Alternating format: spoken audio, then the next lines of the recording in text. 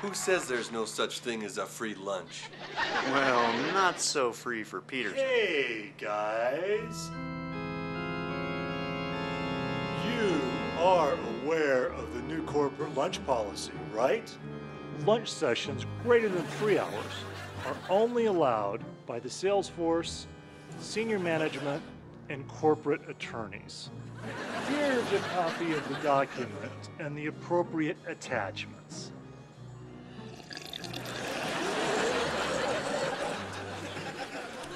Hey, shouldn't he be on a leash? Hey folks, now that you've learned the syntax of how to build a menu, you next need to select what objects are associated with it. Yes, and there's no one better to show this than The VEE Answer Man! He's Melvin, he's Melvin, he's Melvin. Okay, class. The Answer Man is in the house! Class, today we're going to learn everything you need to know about creating and linking VEE objects with custom menu selections. So, let's say we want to create a custom menu selection for this formula. Simply start a new VEE that only contains this object. Save this out as a VEE program. Now technically it doesn't matter where you save this file, but I'd recommend saving all your menu object files in one folder. Once you have this file, simply specify the absolute path name in the menu description file. You can also specify a path relative to the VEE installation directory, just like the system menu file. Just precede the path with the installdir variable. When I bring up a new VEE, voila, we have a new menu selection. When I select it, there's our formula. Now our example here used a single formula, but you don't have to stop there. You can select multiple objects and lines. The important thing to remember is that only objects saved in the main window can be linked to a menu selection. User functions, colors and fonts, and I/O configuration are discarded. Any questions? Yeah, answer, dude. What did you call me? What do you have to say for yourself?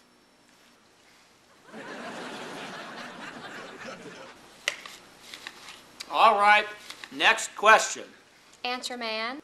The VEE lady said that you can also insert your VEE objects in line in your menu definitions. And if the VEE lady told you to jump off a bridge, would you? Ah, yes, it's true, but I would advise against it. Anytime you change your object, you need to paste new code into the menu definition. Aside from a very slight improvement on loading speed, I see no reason to employ inline object code in your menu definitions.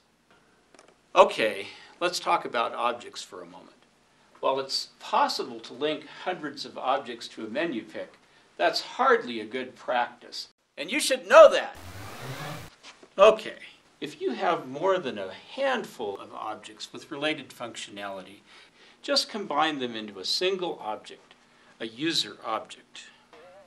Consolidating functionality into a single object really simplifies the menu selection for the end user.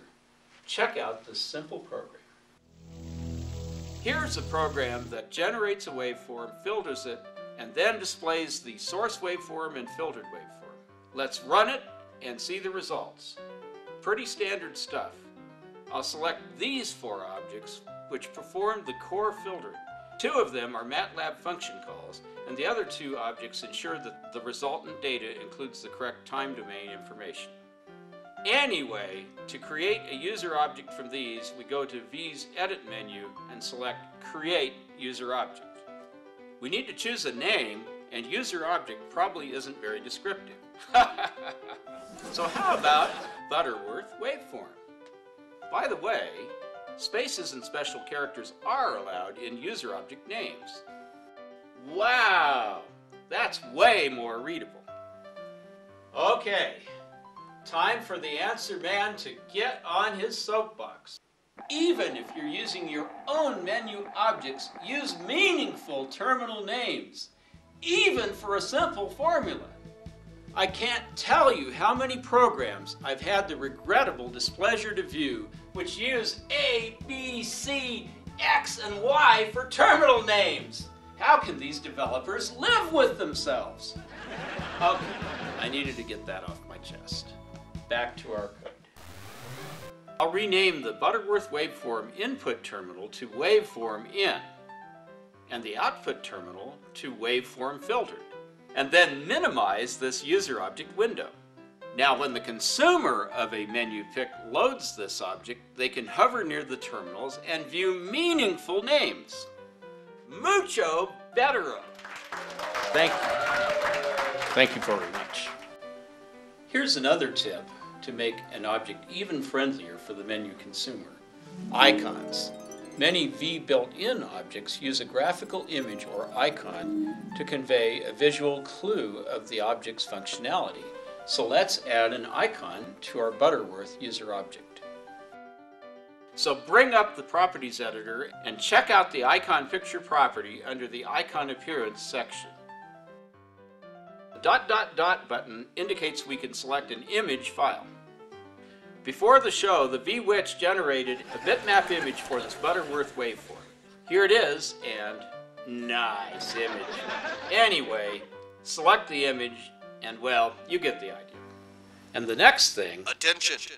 Will Melvin the Answer Man please report to Principal V Lady's office? All right, class. I'll be back in 5 minutes. Make that 10.